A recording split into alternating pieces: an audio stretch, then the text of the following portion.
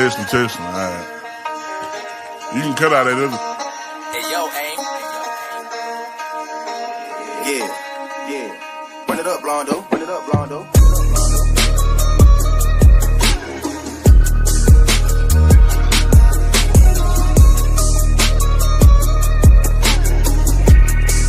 Hey, see y'all from Texas, where we sit riding swangers and put diamonds in our neck.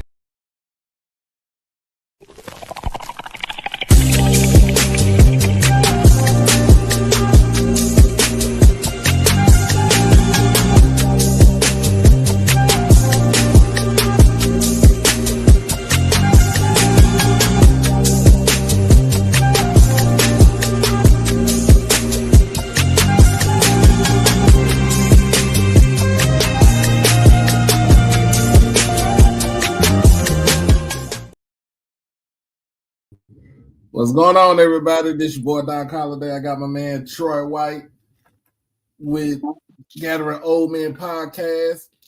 We are here for another HBCU tonight, powered by HBCU Overdrive. Make sure you like the stream, comment, share, and most of all, subscribe to the channel. Get everything when you hit that notification bell to get HBCU Overdrive. So we got a good show for tonight. What's going on in Florida? The weather is good.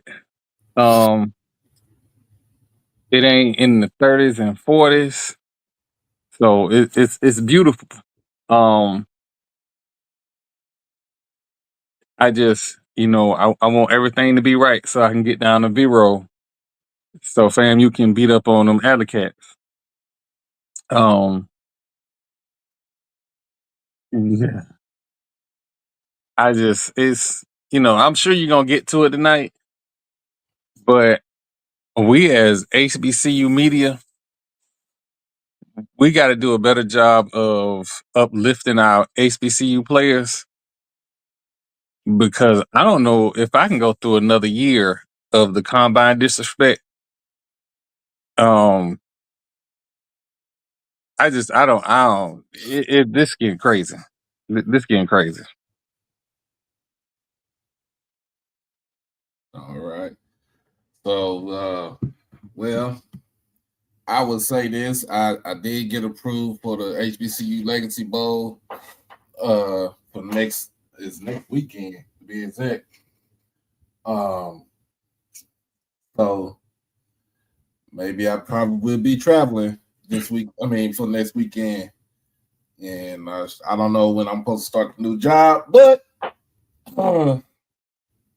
I did get my offer letter and everything. So I'm waiting on for all this stuff to come about. So for those, like I said, for those that don't know, that who haven't heard about it, yes, I am a free agent in the job market right now until I go back to work again. So I am a free agent in the job market. So 3 years with Walgreens and they lose their shit.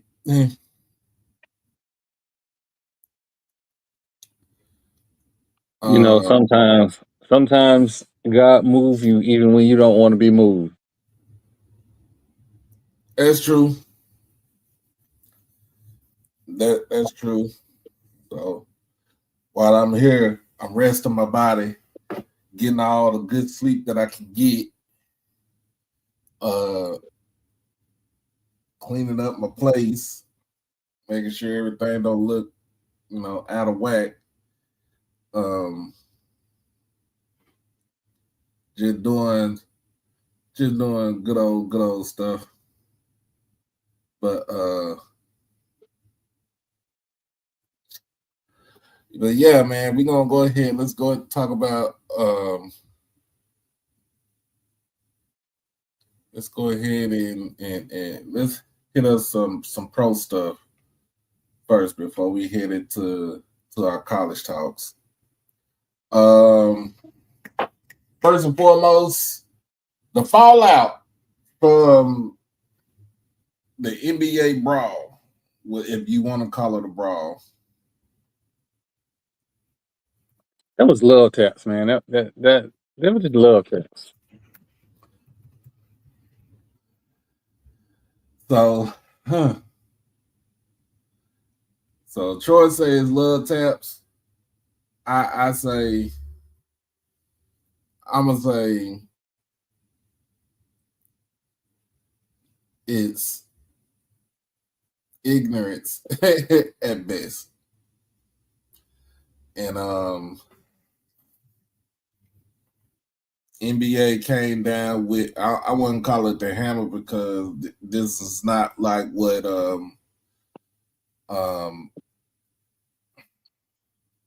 Melo got way back in the day, or even the Malice in the Palace.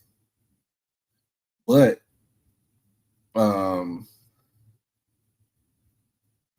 the scuffle started between Jalen Duren and I think is Stus Diamante. But let me go ahead and get this good old article. I'm gonna go ahead and translate this shit. I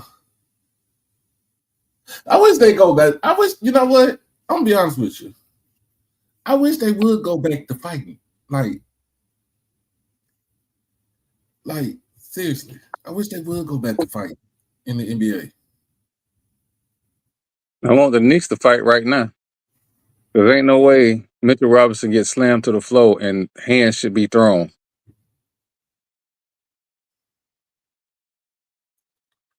My bad, y'all. I'm trying to be a better person. I'm sorry.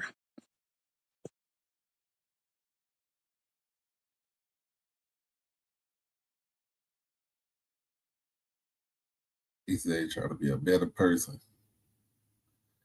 All right, so I think the fight started between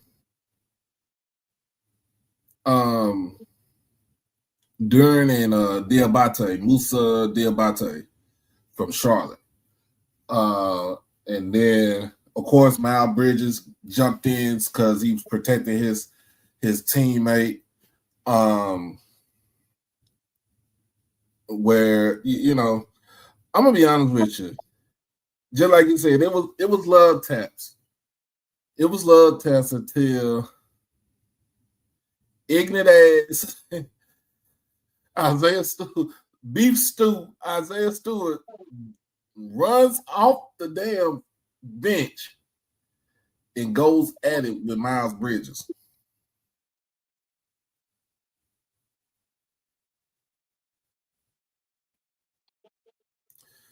I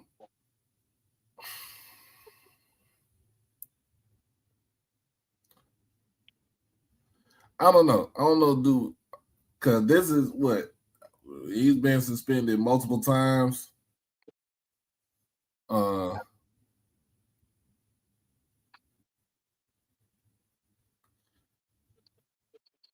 He's been suspended multiple times, so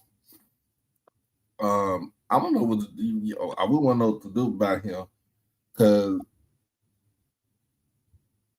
we talking about the same person. We talking about the same guy that fought LeBron James. He got into it with LeBron. What the dude say? Absolutely anybody can get it. Ain't no exceptions.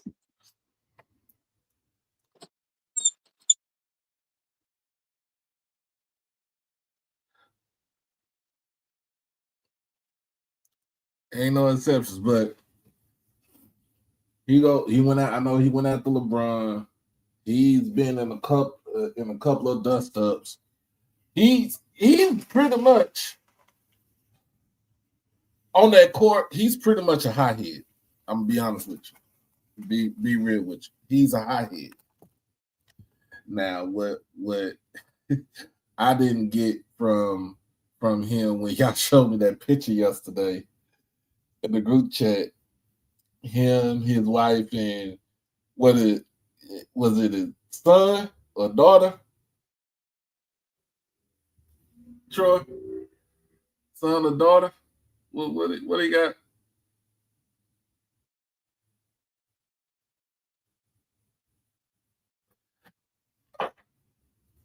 But I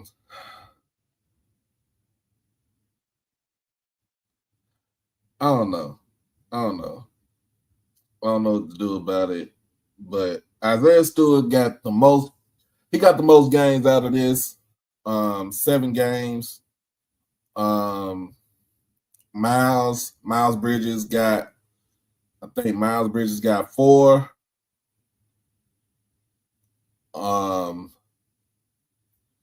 And Jalen Duran and Musa Diabate got 2 each. Good evening.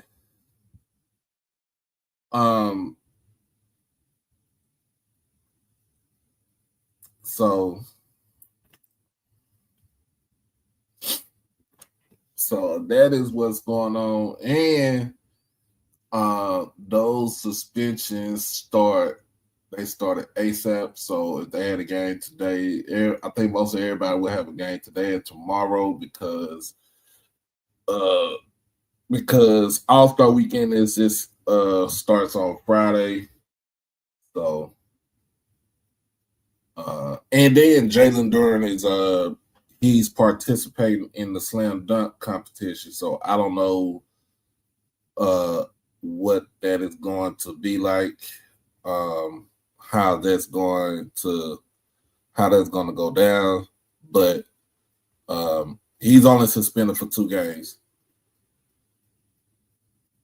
Let's see, Troy, you still there? Yeah, I'm still here.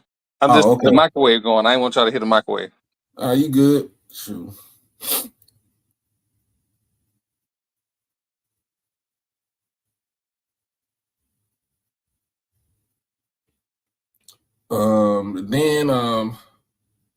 So just looking at that, I just think whew.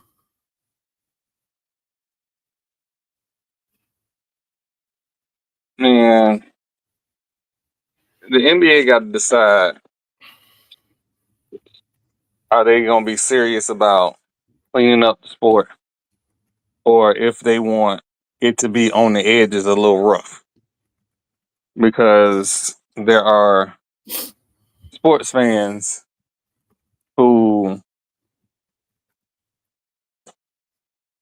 want it to be a little rough, because how many times can you see a million threes go up in the game? Like, there's got to be some physical contact to it. It's got to be more American, if you will.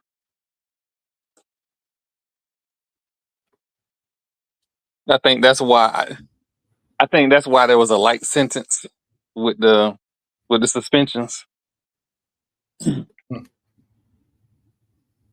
But they ain't gonna. He can't keep doing this. By the way, as much as I celebrate him for being a ruffian, he can't keep slapping people churn. That ain't gonna keep going over well. Nah, he gonna is at one point he's gonna have to learn how to control himself. Like, seriously, he gotta learn how to control his emotions. And I understand taking up, like I said, I understand taking up for your teammate, you being the enforcer. But now if this was like 25 years ago, he would fit in with the NBA 25 years ago. Like he would have fitted in the NBA 25 years ago. Like him being on the Detroit Pistons, surely he would have fitted in with the bad boys back then.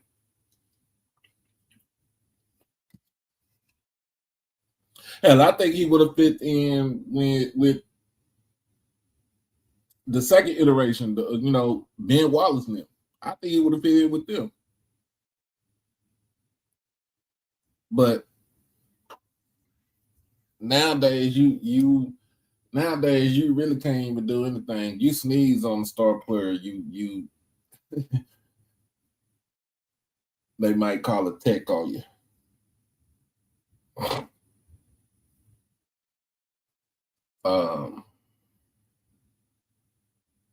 I don't know. I don't know what to say about that, but we shall see. We shall see after All-Star break how this affects all the teams. And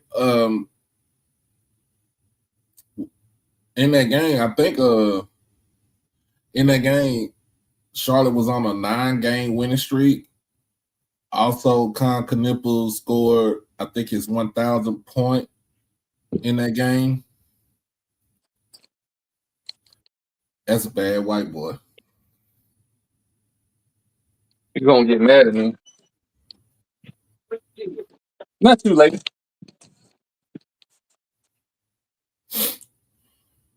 I said you're gonna get mad at me, but Con Knipple is this lady really think I'm talking to. Hold on a second.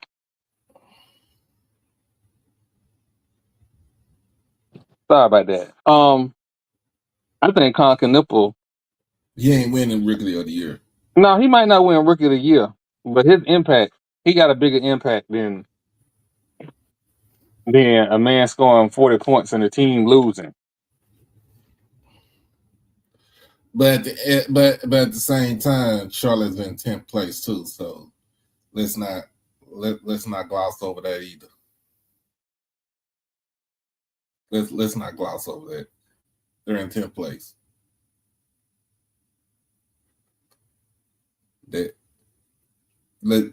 Call it spade a spade. They're in 10th place.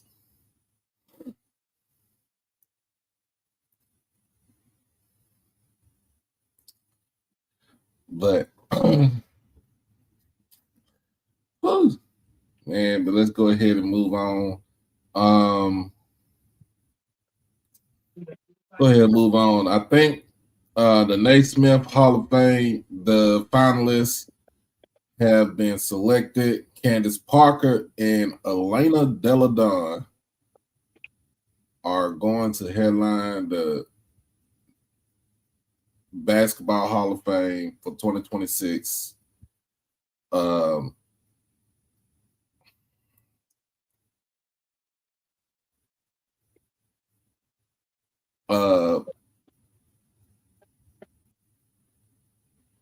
Hoes Claw didn't make it. Host Claw already in. Why they got her on the list? I gotta go back and look at that list again. Host Claw already made it. 2 members of the Clippers, Lob City. So gonna be Blake Griffin and Doc Rivers. I have my take on Doc. I'm sorry, I can't.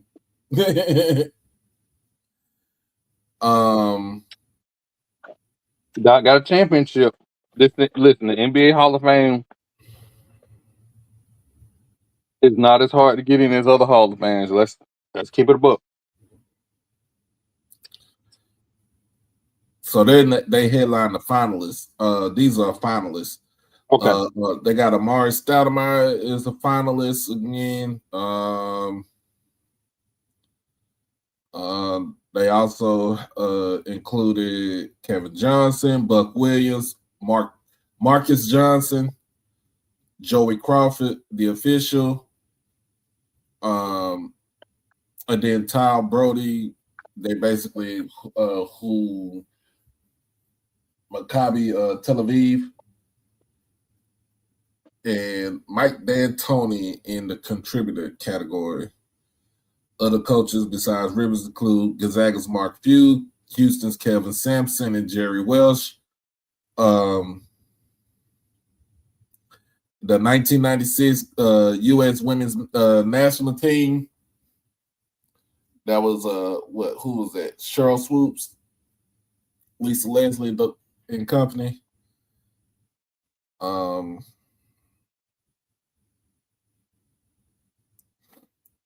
Jennifer Ozzie.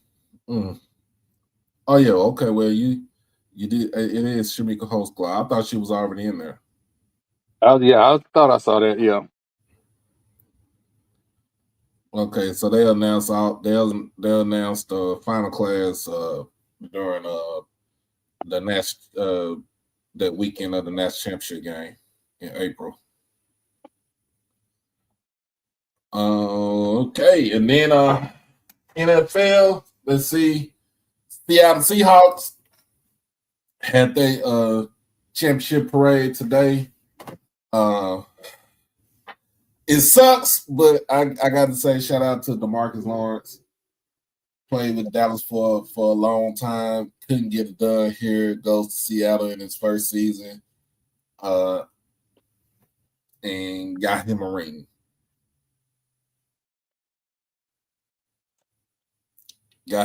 So Joey Porter. I ain't gonna say threw Big Ben under the bus, but basically flat out said that Big Ben is not a good teammate. Told him that he was an asshole. That says a lot. I mean, did we expect any more from him? No. I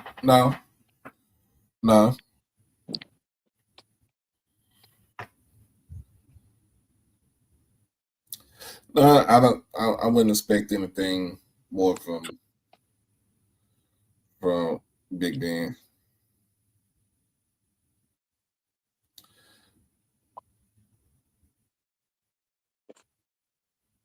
And then he also said that James Harrison broke the brotherhood by discussing team business and criticizing former head coach Mike Tomlin on their own podcast.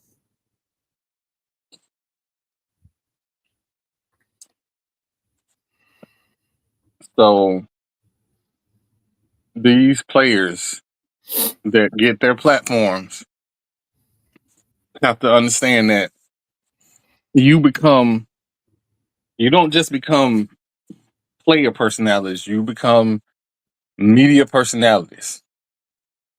Yeah. So we celebrate, Iman Shumpert's discussion about, when Steph Curry came to form, and when KD talked about how he got, Isaiah Ryder a bunch of points from Jordan. We celebrate those stories. Those stories are funny. But did we not think that with the funny stories, the tough stories was going to come? Hell, on our podcast, we had an NFL quarterback on from the Raiders who talked about how Al Davis was. And quite frankly, I had a very different impression of Al Davis until he came on the podcast. So you're going to get good stories with bad stories. Everybody ain't going to be happy. But the good thing about it is we get actual stories. Right. That's the good thing about it. But I think the way it is, I think what Joey was saying is the fact that those two were polarizing. Well, I wouldn't say Big Ben was polarizing. Now James Harrison is just polarizing because it's just what he does, like to get himself prepared for the season. He still do the same thing. He ain't played in X amount of years. But what Joey was saying, he was saying that Bill Cowher cut James Harrison 3 times. And then when Mike Tomlin took over the team, he gave him a chance. Mm-hmm. He gave him a chance. Then let's talk about we all know what happened with Ben Roethlisberger. He had the sexual allegation charges on him, and basically he guilty from the start. He was literally guilty from the start.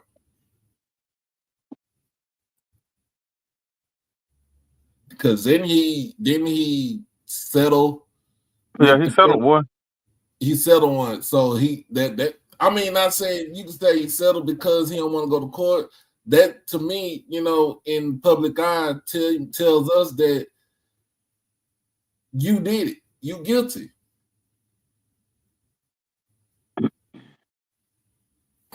So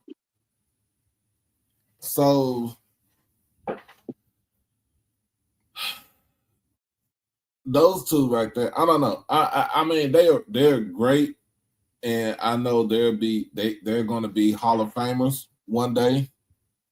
But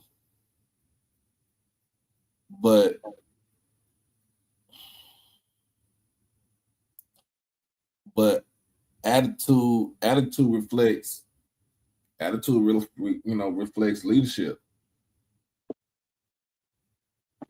I think there are players that are retired that mentally they still are in the NFL. They still think the locker room is sacred, that those stories don't need to come out. And I understand that. I do. But y'all got these podcasts now. We can go to sports reporters to hear stat lines. We listen to them for their experiences, for their stories, good and bad, so we can better understand the players. A lot of players that's gonna have to get out their feelings about stories coming out. I mean, it don't bother me because I watch, I watch Gil's Arena. I watch All the Smoke. I watch Raw Room. I watch, what's that? What's the name of the Kelsey brothers? What, Higher Heights? Yeah. I watch that. I watch Club, 520 podcast with Jeff Teague now. Well, we got to talk about that because he almost they got just his went ass. through it. Huh? They just went through it. He almost got his ass by Zaire Franklin. But I watch those different sports podcasts because you know what? You know what we get as fans? We get to listen to stories from ex-players, right? About the ins and outs of an organization that you normally that you normally won't hear in the news and everything, but you can hear from them. Like, I know last week I watched the Raw Room. They had George Foster on there, and he was talking about the time where he played a game where they shot morphine in him because he's injured. I think he had a knee injury or something like that. So they shot up the morphine so he you won't feel the pain. And he was out there playing high as a kite.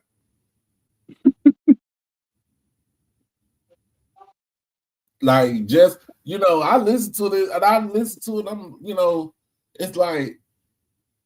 It's like when you listen to him, it's like you right there. You know what I'm saying? You right there in the locker room.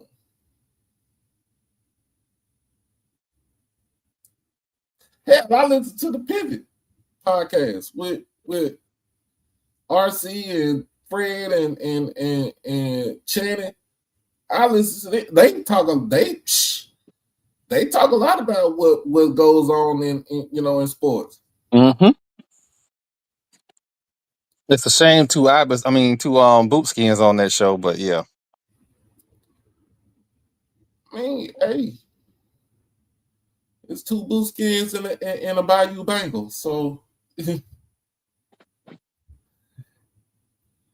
I mean, at the end of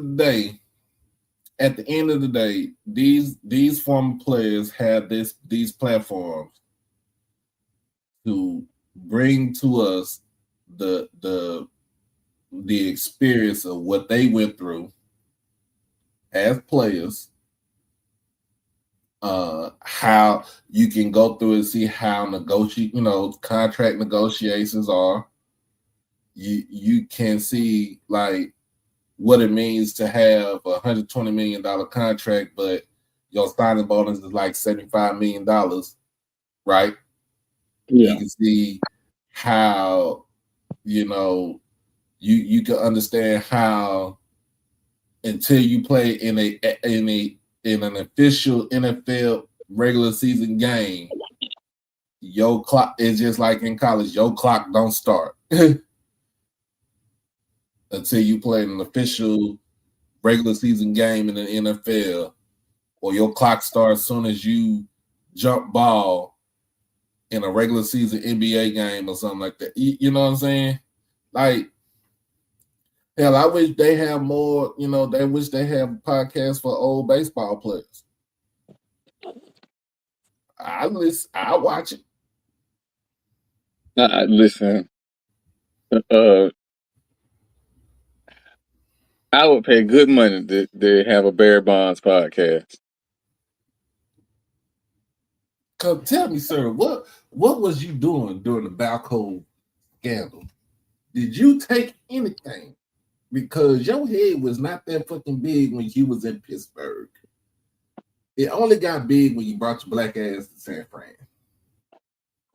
And his only answer should be saving baseball. That should be his only answer.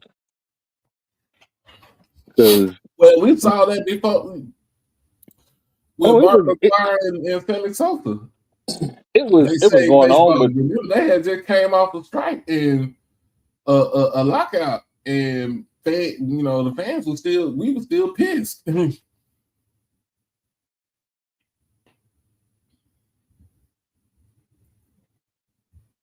So yeah, I would love to see that. I'd love to see that.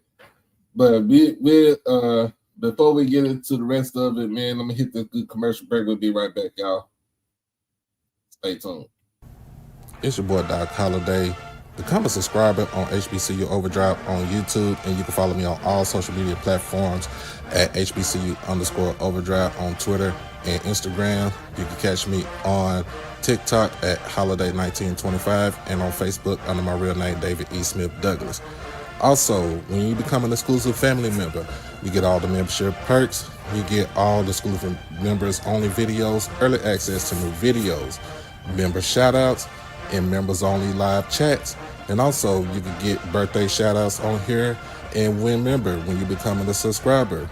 You can also hit the donation to the Cash App at HBCU Overdrive. You can hit the PayPal David Smith 1925, and you can hit the Zelle David E. Smith 30 at gmail.com. Remember, all proceeds go towards the channel, not the pocket. All right, we back, y'all. So, woo.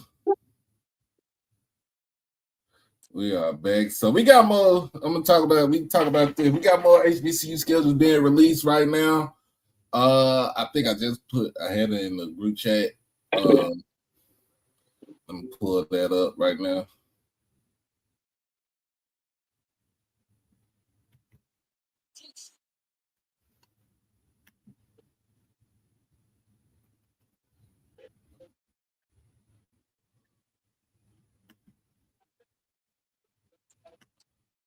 If I can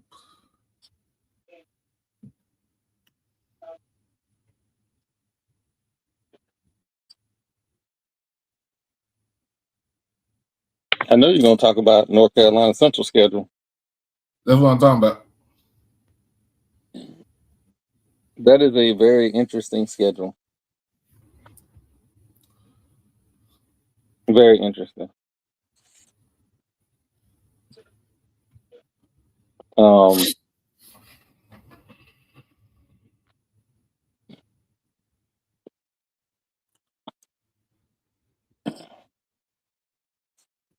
the on the road to TSU or Texas Southern. I don't want to know Tennessee State people to get mad at me. Um, Very interesting schedule choice. I'll say that. Go ahead.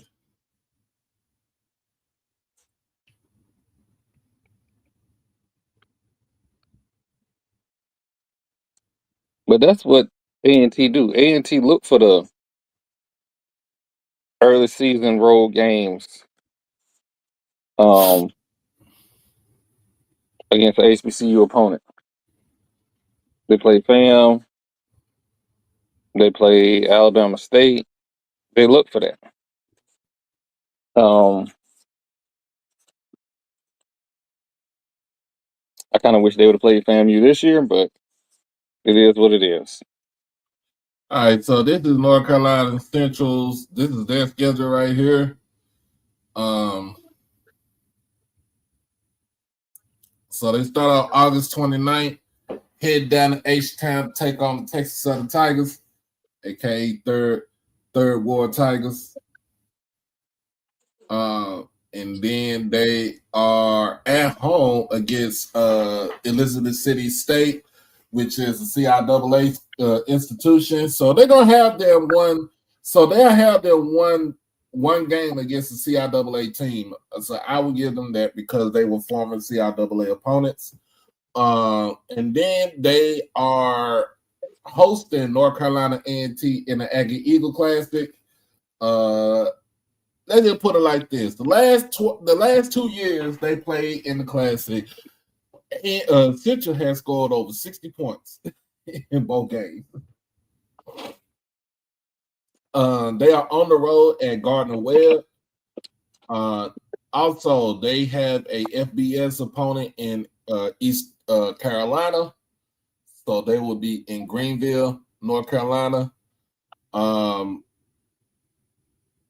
October the 3rd is on hosting Campbell, so which is I think this is their Hall of Fame game. So basically, this is a game to honor their Hall of Famers. They host William and Mary for homecoming on October the 10th. They have a week off, and then they start the fun off against Delaware State. Now, y'all remember last season they played Delaware State for their for homecoming. It didn't all end too well for Central. They lost that game.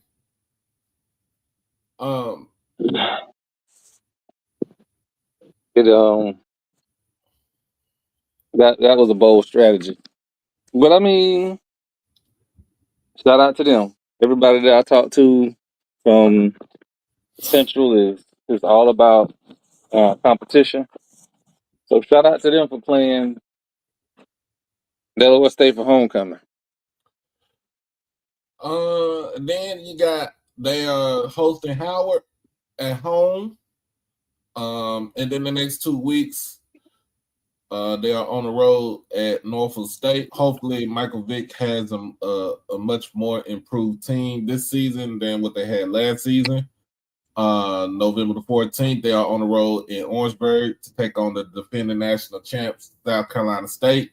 And then on the 21st, they end their season with a home game against Morgan State. Now,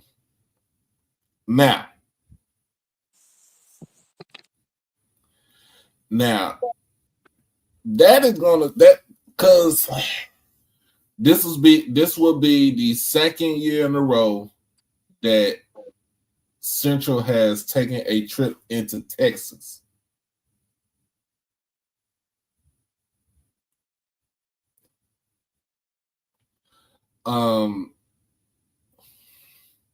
Last season they played East Texas A&M. This season, like again, they played Texas Southern for the season opener. The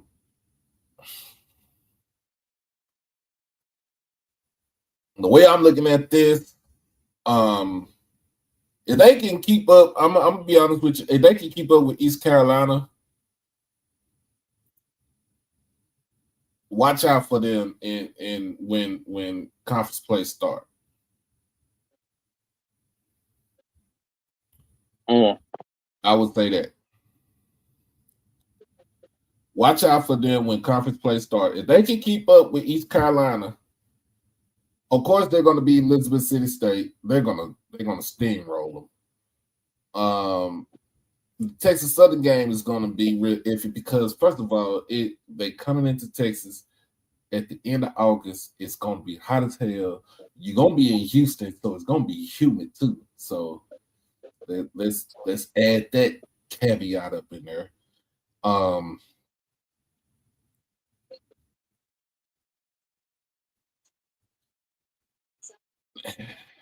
Let's add that caveat. You got and then North Carolina A&T, I think they'll run them over again. I think they'll score another 60 points against A&T again this season.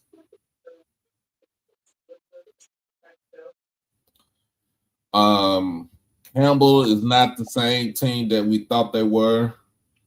William and Mary is always going to be a tough opponent from the CAA. I got a couple of 1, 2, 3.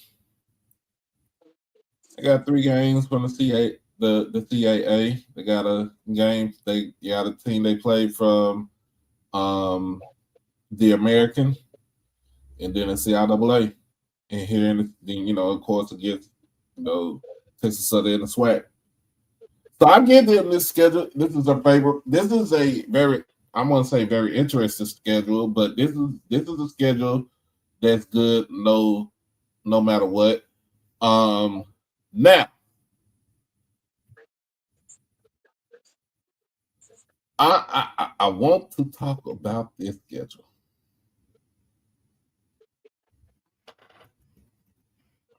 What schedule are you talking about now? Because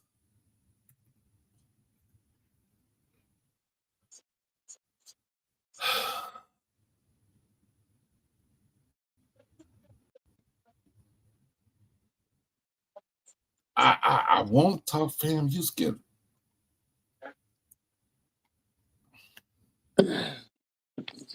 You want to talk about my homecoming weekend? Hold on. Because I think this is diabolical.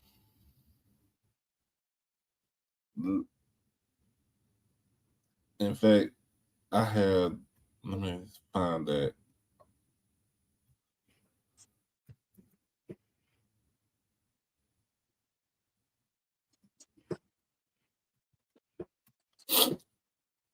Because this was mentioned this morning when I watched the Raw Room when I woke up this morning after eating my breakfast and stuff.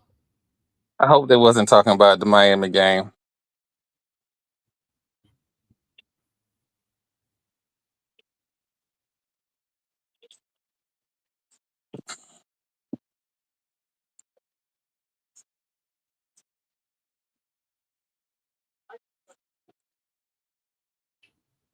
Oh no.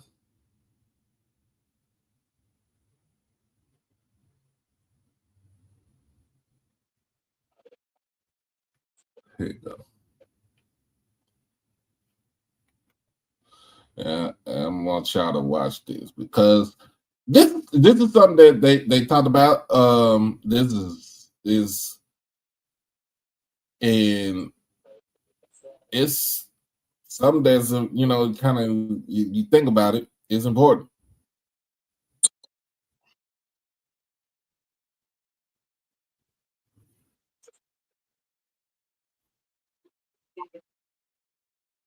Games in 4 days, both at Hard Rock Stadium. Sunday, September 6th, and then Thursday, September 10th at Miami. Dang. They will have to face. We do it in the league. They have to face Miami. So South Carolina State, then Miami. Jesus Christ, that's fucked up. That's crazy as hell. So they play Miami on a short week. They get 2 days to prep for Miami. Yeah, at least flip it for them. That's some bullshit. Like, at least let them play Miami first, be fresh. But FAMU is not ready for anything like that. I mean, yeah, but at least let me be fresh. Yeah, no, that's Let me play Miami first, and then give me South Carolina State. Let me at least be fresher. Man, we need to address the bigger issue here. 2 football games in 4 days. It take you 4 days to recover. You do. It's like us playing on Thursday, bro. I was about to say, like, it take 4 days to recover. That's that Thursday game is. They said you play Sunday. Yeah. And that's 4 days. And then we got to travel. We used to play in Denver on Thursday. Yeah. Our Thursday game was in Denver. They just gonna be there for the whole week. Well, I guess it is, but they don't. You're not supposed to have like Thursday games in college. I know it's some conferences that play on like the Thursday, Friday slide, but like not playing after a Sunday. Yeah. Because we don't even play on Sunday. We play on Saturday. Right. Yeah, it's funny. Damn, they playing 2 days and y'all don't play. They play on Sunday and Thursday. You play when, JC? We play on Saturday. We play on Saturday. That's crazy though. And then in that we played Thursday. My junior year, we played Thursday against South Carolina. On a Thursday? On the Thursday. Was it like one of the first games? No, it was after we played. I think we played like Louisiana Monroe or somebody Saturday, and then we played South Carolina Thursday. We played maybe, but it wasn't Sunday Thursday. It was Saturday Thursday. It was like early Saturday. Yeah. And then Thursday night 7:30. And I say that, but it's like I want to say we did play, but it was the last game of the season. Also around the holiday, we did play like the Thanksgiving. So. They do have a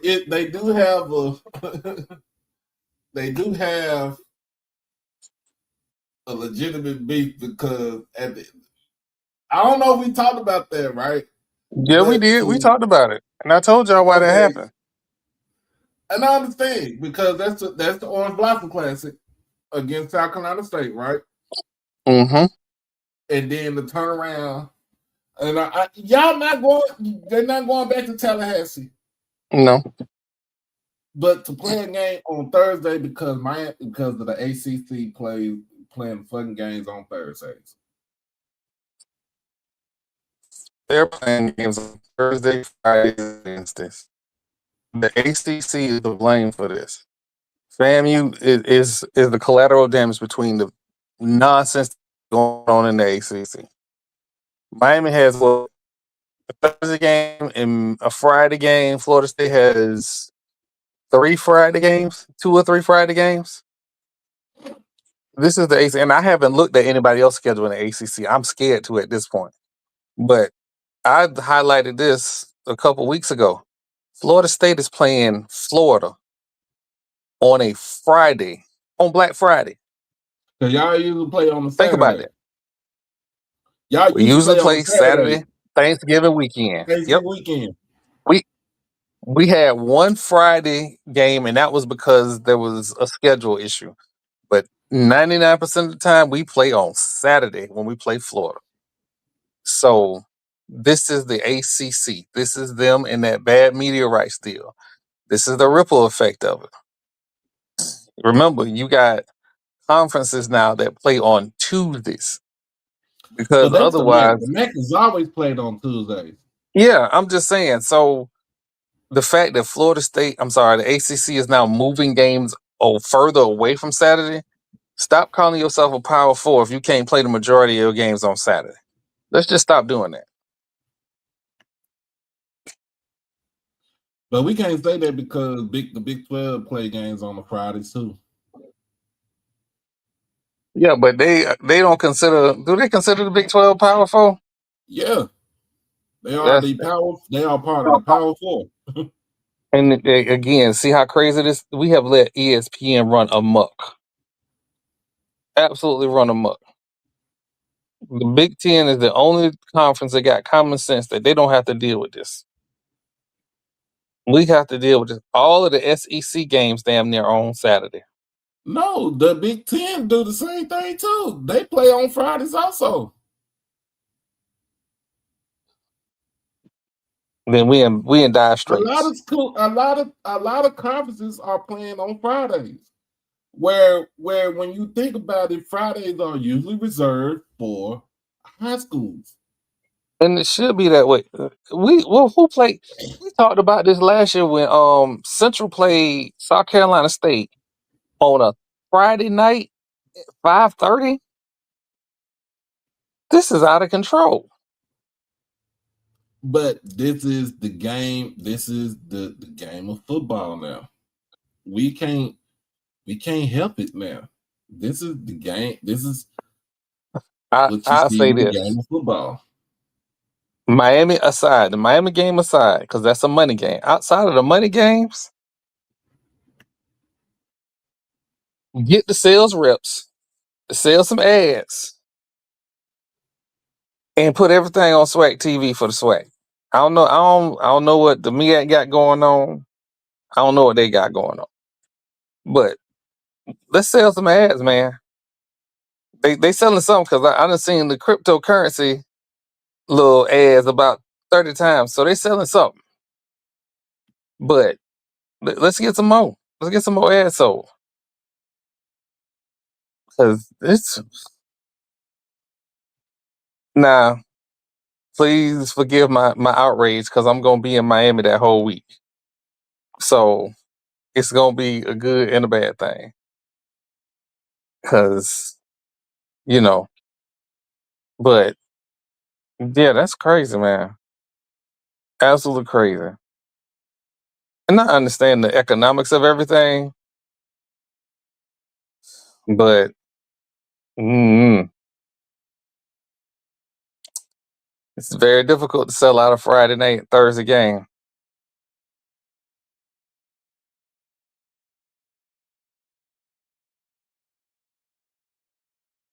Mhm. Norfolk State. Norfolk State starts their season off against Winston-Salem State. Then they're on the road at Old Dominion, Hampton in the Battle of the Bay.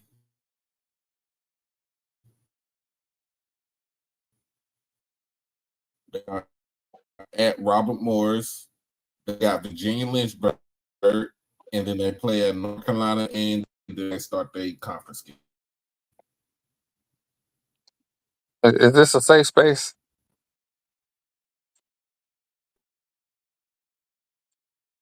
Their Because game, they're going to get blown out by Virginia. They probably get blown out by Virginia.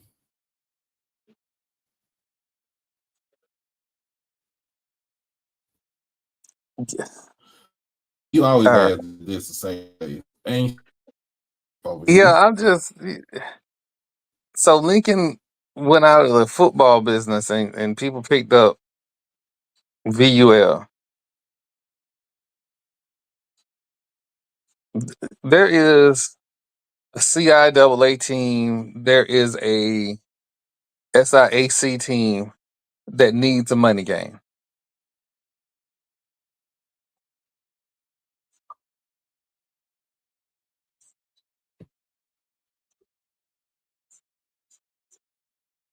It's I'm trying to be nice about this, but after I saw everything about the whole Jackson State schedule, mm, we gotta do something.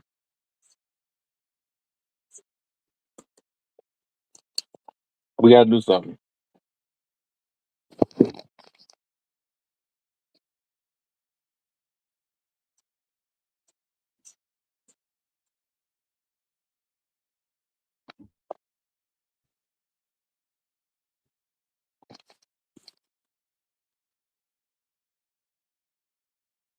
I think I'm freezing.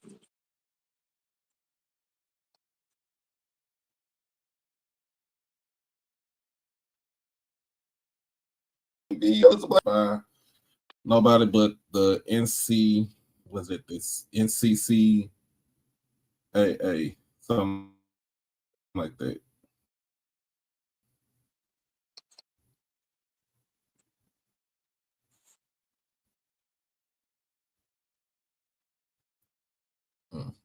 So, but yeah, there's more schedules coming out.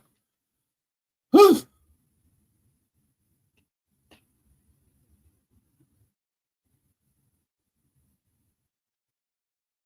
I don't know what to say, but it's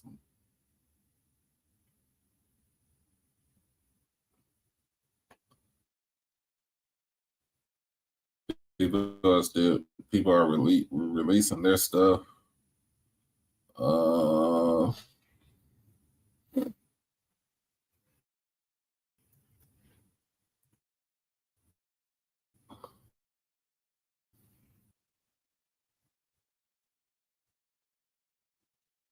Let's see what Delaware State got.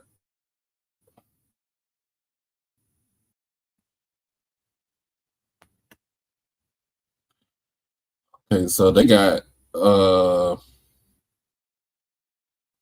Stony Brook at William and Mary, Louis State.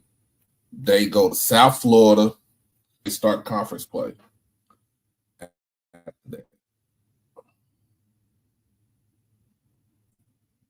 This is a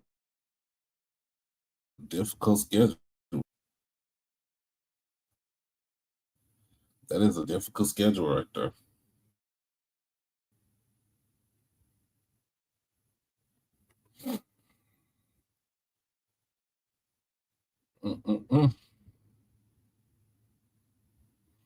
But yeah. Oh my goodness.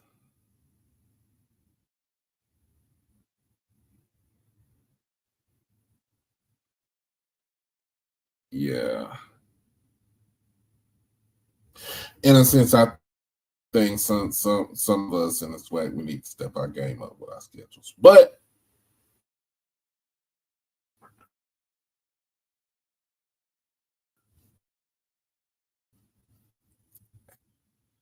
it's already, everything is in stone. So everything is already set. There's nothing that we can do about it. Unless somebody wants to put us on their schedule to give us a competition. Just gonna go with what we got right now.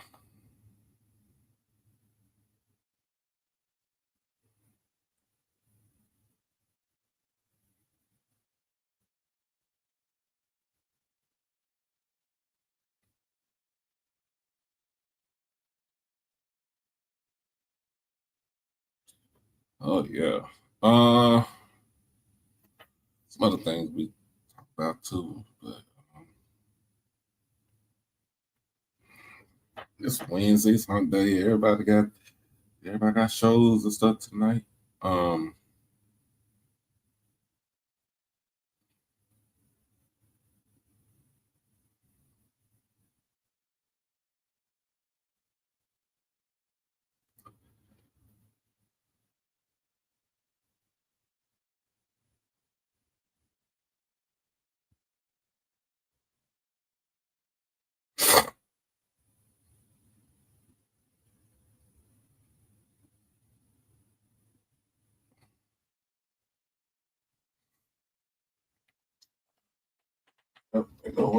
On the damn rant. It's don't need to be on the rant. But anyway, enough about that, man. But let's go ahead and talk about what I really want to talk about. And that is the stadium talk. So the stadium talk has been brought up again this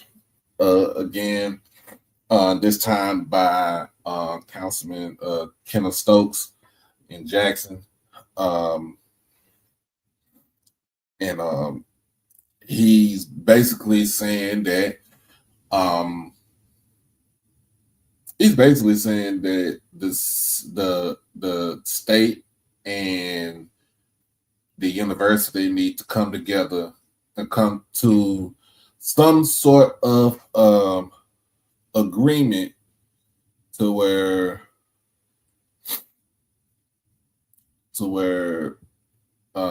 Jackson State can get themselves a new stadium, but also University of Mississippi Medical Center can go ahead and get start on the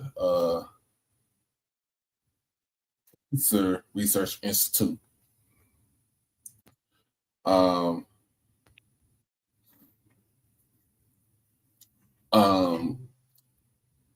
A lot of people be talking about, they talk about, well, to be honest with you,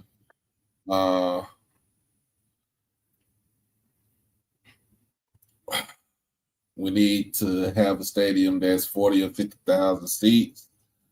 And I am one of those. What's going on, Quay? I am one of those people that says, no, give me a 30, 32,000 seat stadium.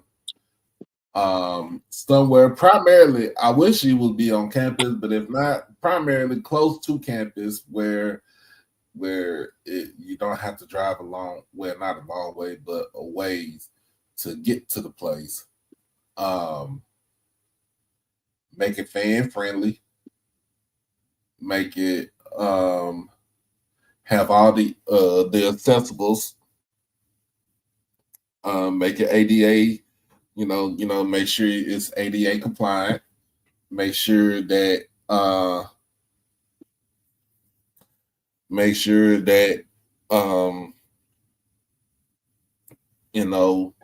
we have all the LED, like it needs to be LEED, LEED certified.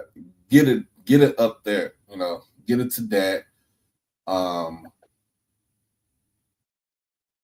And just give us somewhere we can start building and giving a place to call home. Now, 40,000 is enough. I'm gonna go with 30,000 because we could get. If you could give me 30,000 and have standing room, make spots where it's standing room only. That's all we need. That's all we need. I know they said they're trying to allocate $40 million for, in a sense, almost like a feasibility study. Lord. $40 million for a feasibility study? I don't know if it's a feasibility study, but $40 million would go towards just to the stadium. Oh, okay. So either you get a new one or you use that to fix up the vet. I'm gonna be honest with you. The vet is crumbling. It's 75. It's 76 years old. It doesn't seem it's good times. It doesn't seem it's bad times. And I think it's time for us to move away from the vet and get ourselves closer back towards campus.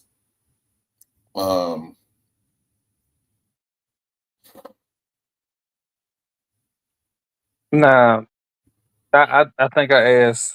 I think it was the 1400 media this or somebody from the Jackson State group. I said, "Hey, are y'all gonna get seats on the board? And if you know anything about what's going on in Tallahassee, for me, that's a concern.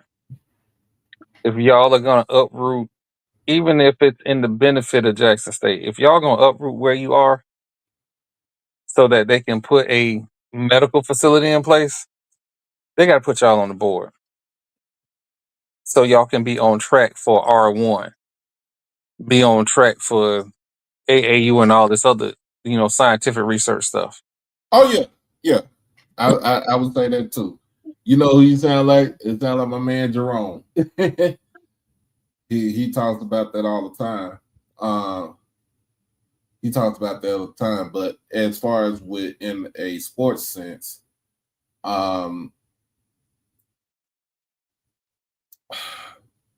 learning that, I'm gonna be honest with y'all, and I know y'all heard we all heard about that last week. After learning that Dr. Hudson fumbled $190 million Wait, what? because they was gonna set aside $190 million so they could go ahead and start building the cancer research center right there on the stadium property. We're gonna take that money, use that, plus whatever the state would have gave us right there. So it'll be close, more than $200 million, up over $200 million, right? Could have took that,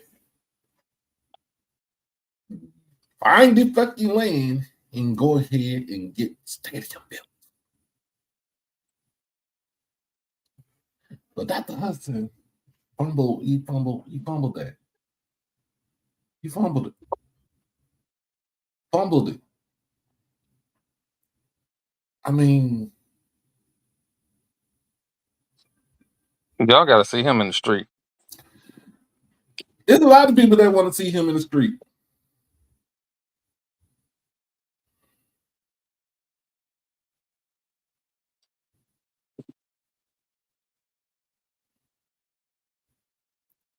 It's a lot of folks that want to see him in the streets. I am one of them. But like I said, we can go ahead and look at how Alabama State, how they got their stadium and how it's built and what they could do if they want to go ahead and expand. You know what I'm saying? You could use it for expansion. Same thing with Prairie View, how they got it built, where they can do, use it to, if they want to expand it. Because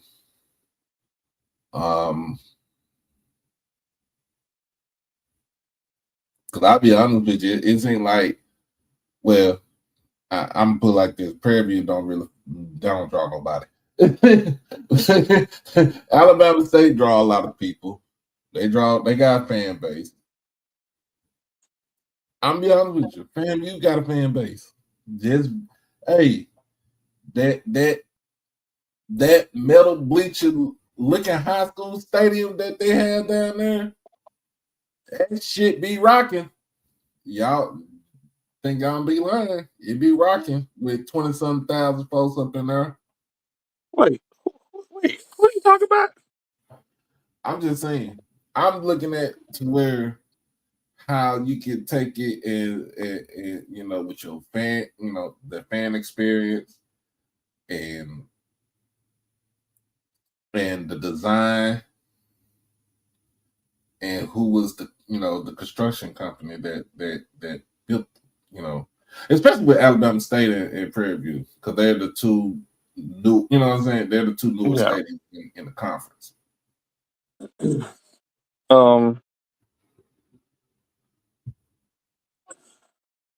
I gotta be real. My outlook on stadium changed with this Florida State stuff dramatically, because I was one of them ones that was like, no, you don't decrease the size of the stadium, but they decreased the size of the stadium, created a fan experience area, and we call it a VIP club, but whatever. But that fan experience area made more than $3 million just for that. What? I think we gave up 20,000 seats for that section. Y'all was at like 80,000. Yeah, we down to 60. But we made more money at 60 than we ever did at 80. So, and I was one of the ones that was like, no, you don't get rid of long time season ticket holders. But if it improves fan experience and revenue, I gotta be for it. And again, I say this to give the example of a um, RV parking at FAMU is 1,800 for the season. Mm-hmm. At Florida State, if you have not donated, I think $20,000 or $30,000, you go on a wait list that you probably not gonna get a spot. Now, after you donated that $30,000, you then also have to pay for your parking, which that parking goes to the boosters. So now the boosters got money, the school got money, and the fans got an experience. So my I'm about to say this out loud. The HBCU sometimes don't charge enough. Don't shoot the messenger. Sometimes we don't charge enough. We get premium experiences for regular prices. Pennies on the dollar. Mm-hmm. Because had I not been sick, believe you me and Marla would have been in the RV parking spot all last season.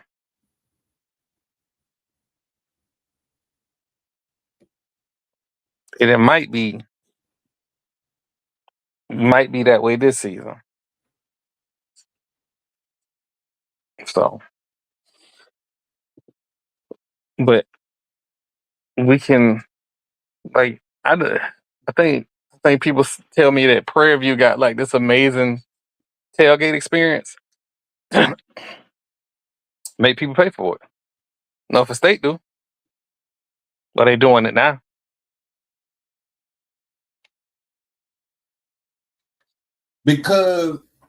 Because it might be more. It might be more to renovate the vet Yeah, and the shape of the vet because it's 76 years old. Then you can go ahead and get a brand new stadium with all the good bells and whistles and stuff like that have it closer to the school than to what I'm saying. there's nothing like having, and I don't know. Again, I don't know the geography of Jackson.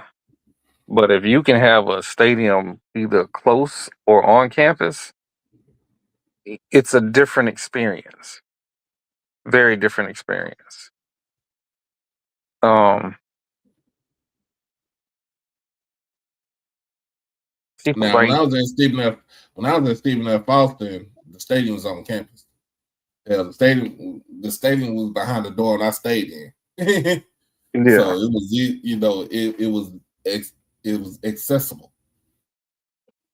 I don't know if Jackson has a like a school store at the vet, but one of the things about FAMU and in Florida State, every time I'm on campus, I'm buying something at the store.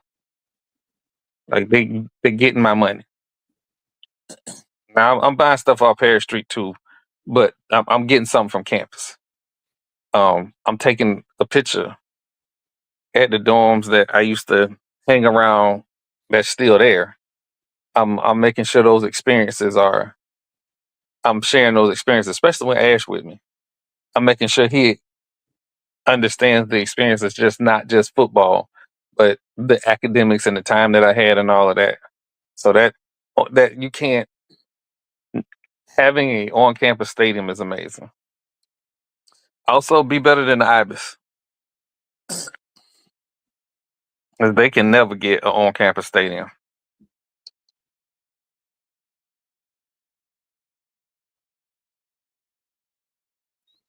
But yeah, I'm gonna be honest with you. Like I said, we don't need no 50,000 seat stadium.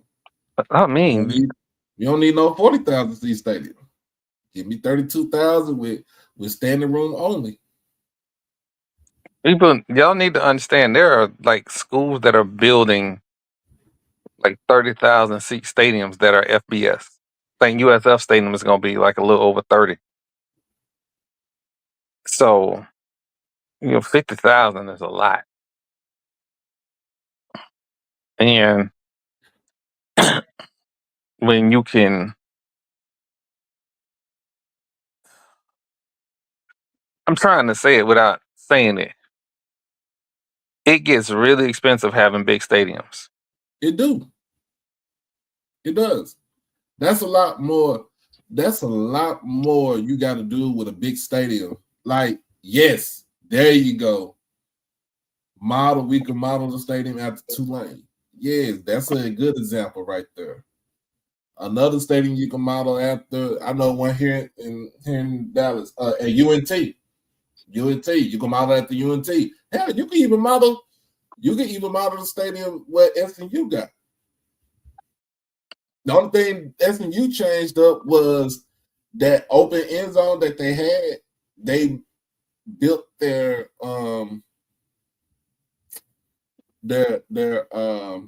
facilities right there now.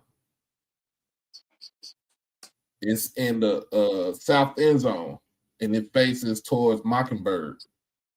So you can do it like that. And I know Gerald J. Ford Stadium seats like 35,000. So, and they have a chance to expand if they want to. If they want to add extra, you know what I'm saying, upper decks. But I don't think they're going to do that now. They want to keep it to kind of like, if you ever been there, it's more like the outside is like, the outside is like, have you ever seen a picture of Franklin Field from University of Penn? On the outside, it's almost like what I'm gonna say, Neolithic, like in that type of design. But it's a nice, like it's like a real dope, nice design. It's like a real dope, nice design. So, like, especially if y'all got a track already, a track facility already on campus. Yeah, man. Yeah, you don't need no 50,000 seat stadium. It's not even necessary. No, we don't need that. I'm gonna be honest with you. Give me. Oh, we ain't modeling any, bro. We not gonna look. We not gonna model anything after USM. Y'all know they losing money, right? Oh, we know.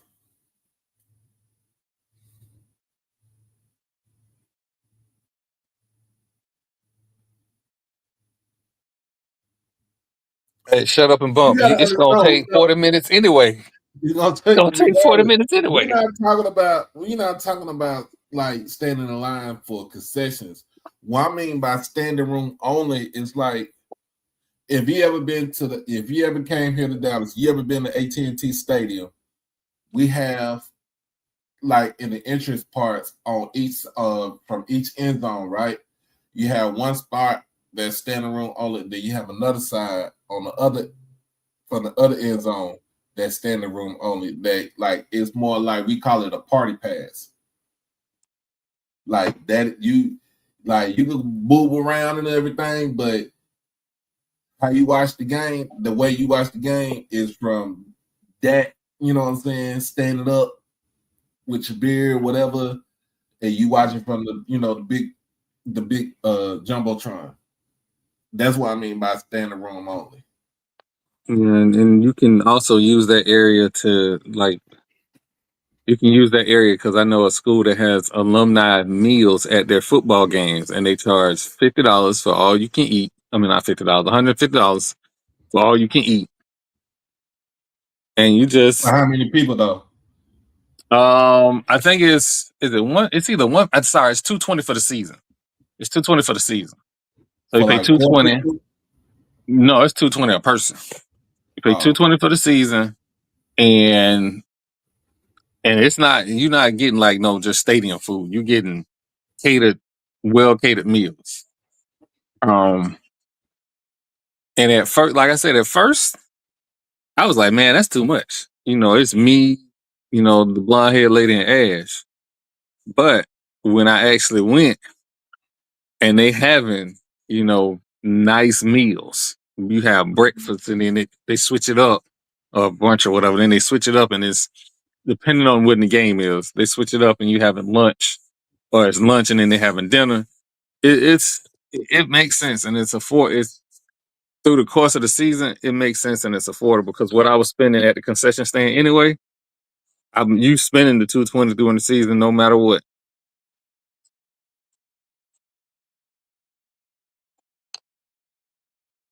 Hey, the cure to YNs is security and putting people in jail. Putting Point people blank in jail. period. That's it. That's the cure to all of that. Regardless of the fact, man, you still gonna have ignorant folks out there, and in the stadiums, at the games, and stuff like that. That's never gonna go away. You gotta take the good with the bad. But it's to me, to me, for me, it's like maybe we need to downsize because you got to understand our fan base, the older fan base is dying off. And I ain't saying like in the part of it is in the physical form, but the other part of it is that they might not have that type of money to go to the games. They might not have that type of money to get season tickets. And of course, you can have all the amenities. You can get all your you can get free food from the comforts of your own home. And you can watch the game on SWAC TV or on HBCU Go. I'll tell you my experience. My experience is the old heads still going to the games. It's them. We just graduated. Just graduated to like 5 years. Them the ones that you got to get back in the fold. And I was even that way when I first graduated because the only thing I was thinking about was I need to make money to provide for my family and start my life. But in hindsight, that was the wrong mentality. I should have stayed connected to the school during those because when I finally did get back into the fold and get back to going to booster function and stuff, I was 9 years out of school, 9, 10 years out of school. Here I'm pushing up on damn near 20th anniversary. I missed out on a lot. I missed out on a lot. So Now I would say this: a dome stadium is gonna cost way more. If it ain't in our budget, we don't need it. Listen, dome state. I'm from St. Pete. Them dome stadiums, they come with other issues. Trust and believe. Trust and believe. If y'all get any kind of tornadoes or hurricanes, you do not want a dome stadium. Promise you. We don't need no.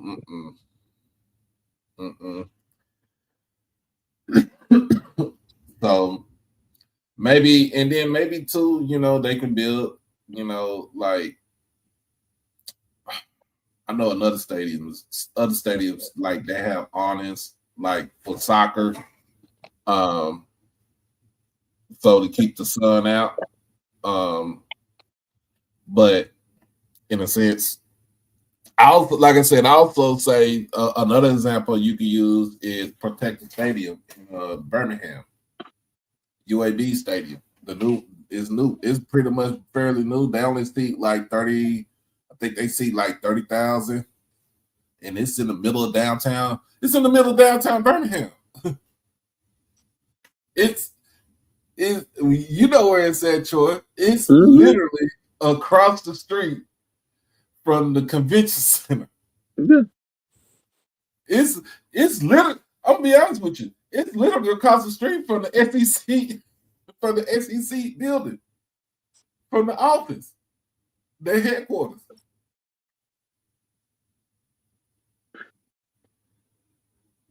And I ain't gonna lie, I didn't until I started going to Sweat Media Day. I didn't think I was gonna like Birmingham. Shout out to the Birmingham gas got station. cities though. They got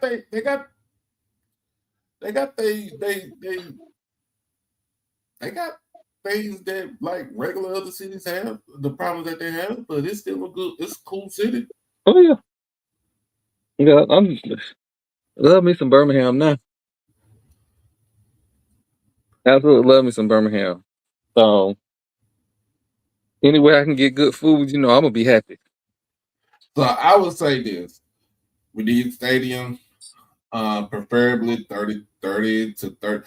If we could get 33,000, that's cool too. 33,000 would be a nice fit, right? Of course, you're gonna have LED lights because everything's gonna be way upgraded. You're gonna have you're gonna need it has to be ADA certified. Everything has to be ADA certified. It needs to be where we can use clean and renewable energy. Because that's the wave that's like the new wave of all stadiums now, even high school stadiums. High school stadiums using clean and renewable energy.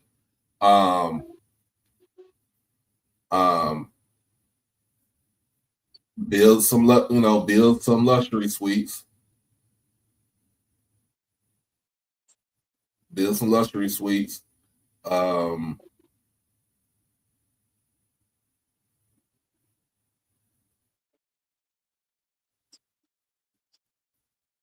And like I said, make it to where it's fan friendly. Have a section for the students. Like it needs to be one section for the students. Have your general admissions all around. Have your season tickets holders. Like the premium, like have premium seats in the middle. Like between what the let's say the 35, from the 35 to the 35, or from the 30 to the 30.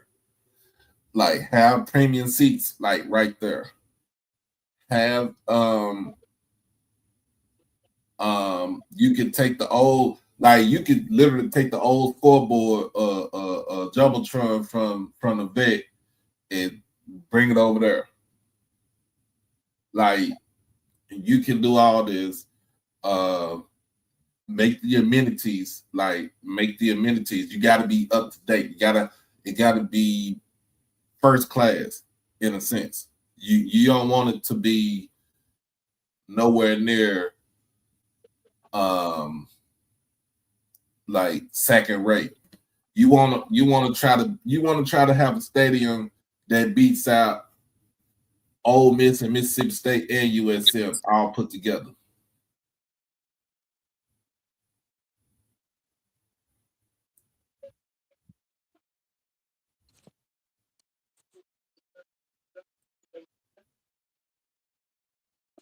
So that's how I see it. That's how I see it. And then of course, we build that. UNMC can get the land and do what they can do with the land.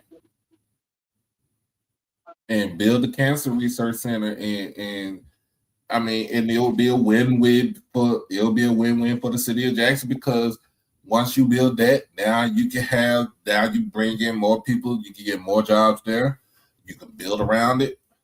The university will be happy because we got what we want, they got what they want. It's a win-win situation. Everybody has to be on the same page. And I think that's what Kenneth Stokes was trying to tell folks in his press conference. Like UMMC, you want this? You want this land where the stadium is? Okay, in order for you to do it, you got to give Jackson State something. State of Mississippi, y'all can't be lowballing this school. Give them something. Because I guarantee you, here's the thing, if you build a new stadium for Jackson State, that's jobs right there. You know what I'm saying? There's jobs. Then there you can use that stadium for any type of outdoor concert, any type of event, and then you can also Jack State can also petition the High School Association in Mississippi bringing the state championship games back to Jackson, Mississippi, instead of them being in Hattiesburg or being over at Mississippi State, wherever they play championship games at in Mississippi. They'll be in Jackson back again. It'll be at a centralized location. And then guess what? That's extra money right there for the university, because why? They're going to be playing it in our stadium. Can't shortchange us, man. Can't lowball us. But everybody has to be on the equal and equal playing field. And the state just got to stop lowballing. It's time, I'm gonna be honest with you. It's time for the state to stop being in 1956 and be in 2026.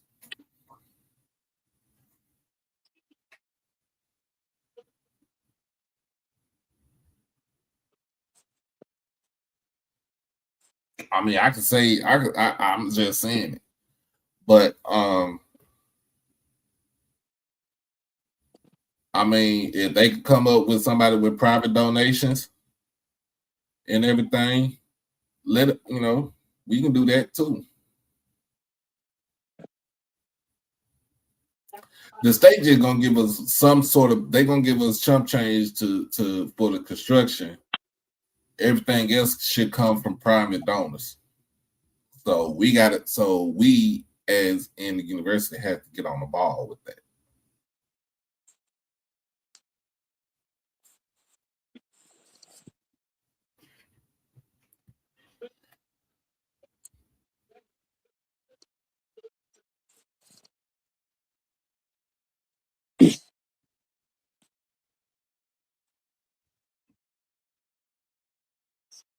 Hey, I don't know if you're gonna talk about it, but can y'all stop with the HBCUs to FBS? Can we stop doing that? I've already said that. I said that once. I said that once North Dakota State decided to that they're going FBS. I was like, the talk for HBCU to go FBS, it needs to cease. It needs to cease. Cause somebody said it last night that A&T is the only one that could go, that might want to go FBS, and I don't think they don't need to go FBS. They don't need to go. I don't think they need to go. I'm just saying because of what's going on with the CAA.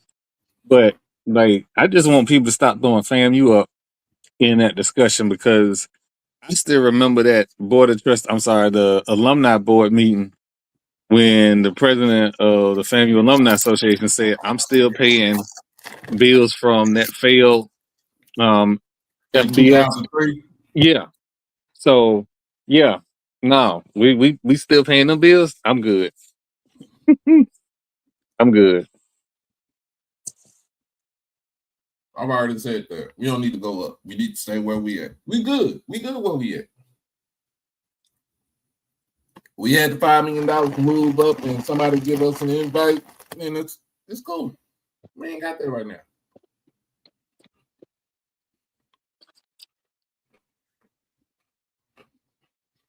And it's okay. It's okay. Because, like I said, the white man's ice ain't cold. Yeah, they're gonna get mad at me, but it's a certain school in Canada Junior is about to fuck around and find out.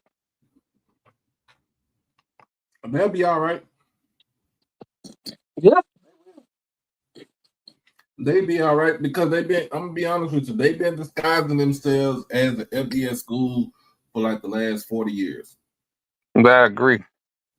I just don't think they was a Mountain West FBS school. But it's gonna be It fits. fine.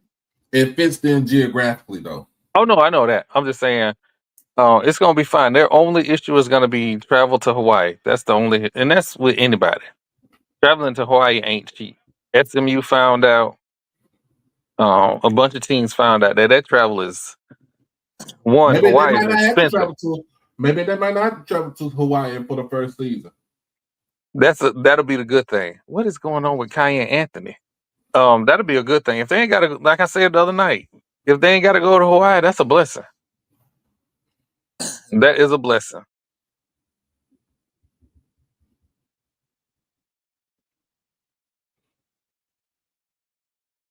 What do you think? What happened when Hawaii was in the whack and TCU and UTEP? Oh yeah. They were in the whack. We had to in SMU. We had to go. They had to go to the. They had to go to Hawaii.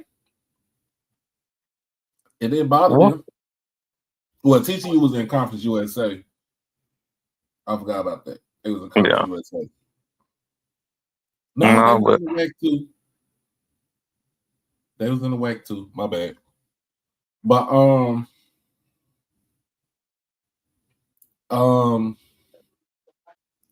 if y'all saw the spectacle from earlier today that was on Capitol Hill with the Attorney General Pam Bondi and her flagrant mouth,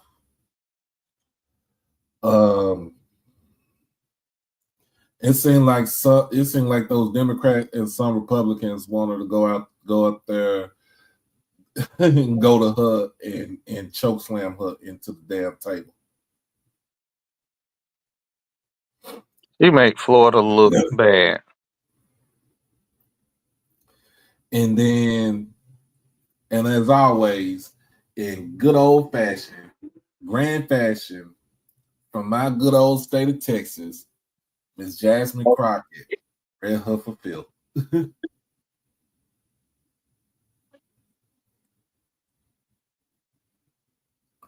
Told that woman she is the worst. He told that woman she is the worst attorney general ever. It didn't stutter. Not one bit. You know, We only talking about the FP file, and you want to talk about the goddamn Dow and the NASDAQ and all this other stuff. You deflected like just admit it. Just admit it. You only needs to the man in the Oval Office. there is. This ain't even about Republican or Democrat. All right. If you get called into your job to explain your job performance, you do not get to show your entire behind in front of everybody. You showed that motherfucker today. You And she tried to. showed the only thing she didn't do was pull her pants down and bend over and tell them to kiss it. That's the only thing she didn't do. Basically, that's what she was telling everybody.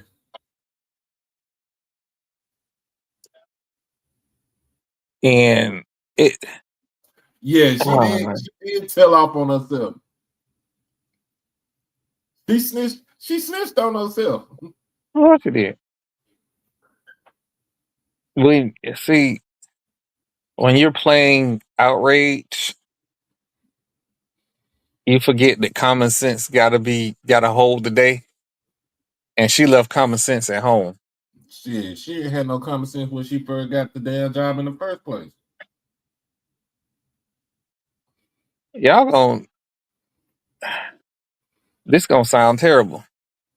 When she was in Florida, she wasn't a terrible Florida attorney general. She wasn't the best, but she wasn't terrible. She got to DC. Yeah, it ain't been good. It ain't been good at all.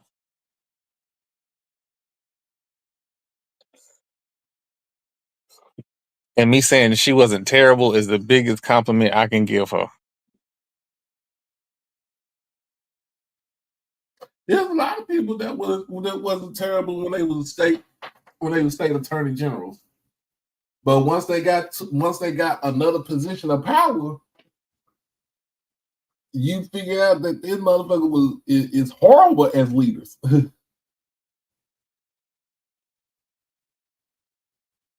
Like Rick Perry, Rick Perry was lieutenant governor.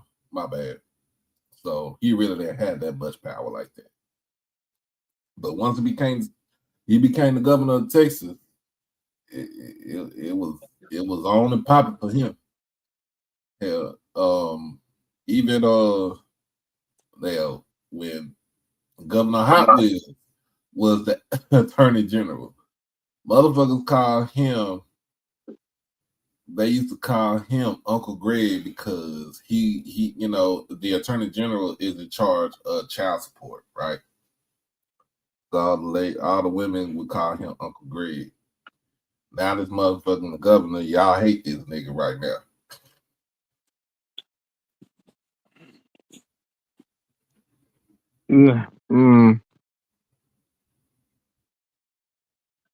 I'll tell you a funny story before I get out of here.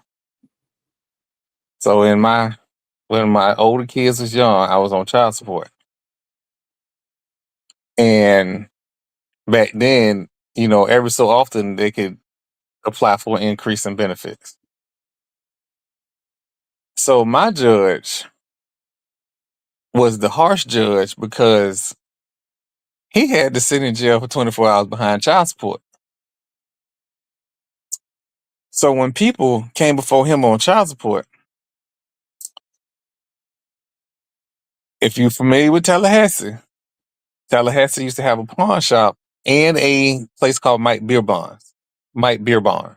So Mike Beer Barn and Mike's pawn shop was right next to each other. And it was like a half a mile, not even half a mile, like a quarter mile away from the courthouse. Mm-hmm. So you would have brothers come in there behind on child support with jewelry on and all kind of crazy stuff, gold teeth. The judge, this one dude came in, he was like, "Judge, I just lost my job, yada, yada, yada." He was like, "Okay, cool. I want you to take that necklace, the earrings, and them gold teeth, go down to Mike's, tell him I sent you. The pawn and shit. Oh my God. Pawn that money, pawn it, and be back here in 2 hours." The bailiff had it clocked. Oh wow. Because it only took like to walk to Mike's Beer Barn, walk to Mike's pawn shop. I keep calling it Mike's Beer Barn because the pawn shop gone, but the walk down there was only took you like 15 minutes to walk there. So 2 hours to go down and come back in 2 hours was nothing.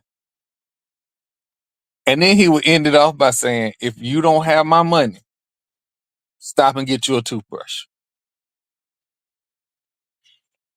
And he was dead serious. Because he had to sit in jail. Y'all was going to sit in jail.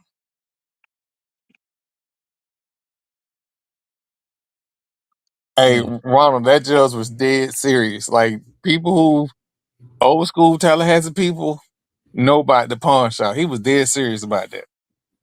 I'm so glad to be on child support with Tasha. Jesus, man. Because when I say every 3 years I was up there, and you would just see brothers after brothers, like, not knowing what judge they was in front of, thinking it was a game. All right. And us brothers be trying to tell them, "Hey man, take that off. Take that off." But yeah, man. Let me get on out of here because that blonde haired lady looking at me sideways because I'm trying to make me some sugar-free brownies. And she hollering about all I want to do is eat sweet stuff. Ma'am, it's sugar free. I'm diabetic. I can have all the sugar free stuff I want. She said that's the only. She said, you know what I'm about to try to tell you. She's saying that you're not supposed to be eating that. It's somebody else. Something else you're supposed to be eating. You know what? I'm so sick of that lady. Hey, listen. I'm sick of her. I done told her I ain't no bobblehead. She can see me in March. Oh man, before we roll up out of here, man, condolences to James Vanderbeek. If y'all don't know who James Vanderbeek is, he is Johnny Hey Moxley. man, I don't listen. There is a movie.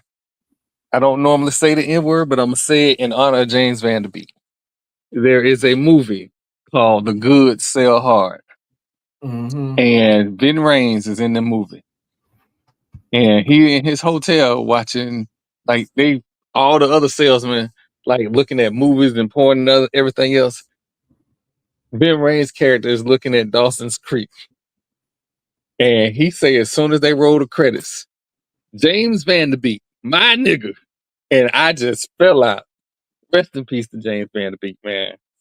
Yeah, y'all watch him. Yeah, Dawson's Creek and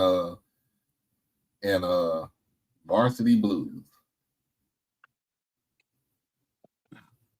Let me get up out of here, man. But hey, thanks for the show, Doc, man. Thanks. Anytime. We'll be back on tomorrow night. Y'all know with the Gather of Old Men, we gonna cut up. Y'all already know how we gonna do it tomorrow night.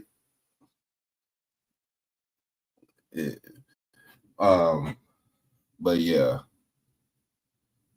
old Johnny Moxon from Varsity Blues passed away today from colorectal cancer. It's crazy. It's crazy.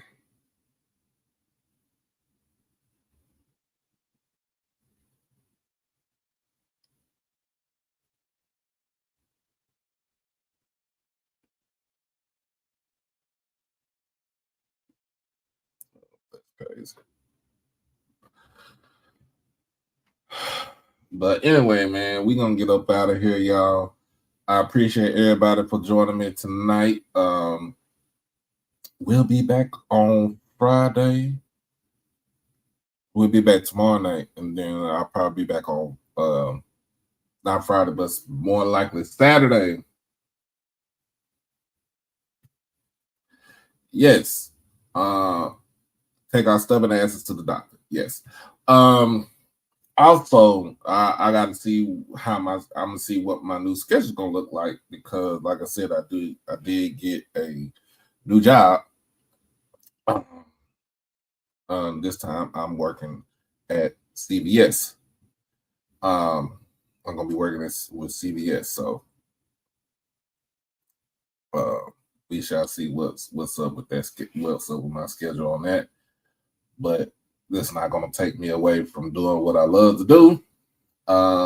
We are a whole week away from the start of the Legacy Bowl, the Combine, Legacy Bowl practice, and then the Legacy Bowl game. Again, I did get credentials for that game for that week. If you want to help me out, help a brother out, you can always go to PayPal or Cash App.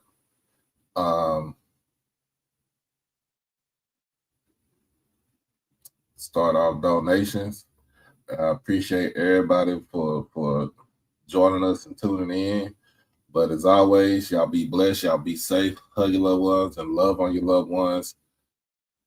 Crash out on your kids and beat them out the penitentiary. As always, y'all know what it is. Y'all be easy, baby. Peace.